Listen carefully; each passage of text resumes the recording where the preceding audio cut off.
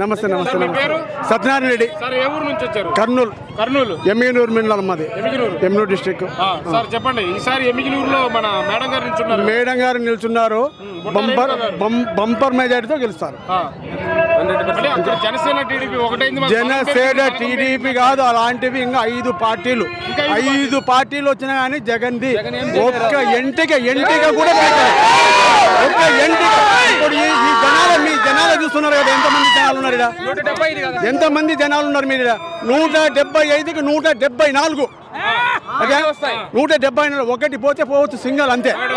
174.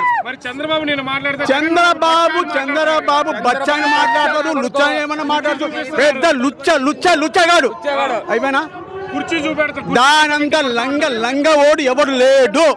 చంద్రబాబు అంత లంగ క్యాండిడేట్ ఎవడు లేడు.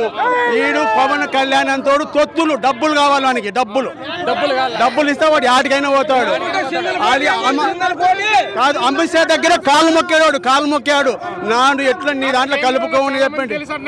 దండి తెలుసు, నాకు ఇదంతా మంది తెలుసు. ఎవరు తెలుసు?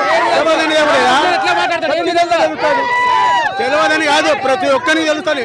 మనిషి అయిన తర్వాత ప్యాకేజీ పవన్ కళ్యాణ్, ఒక్క సీటు కూడా రాదు పవన్ కళ్యాణ్కి.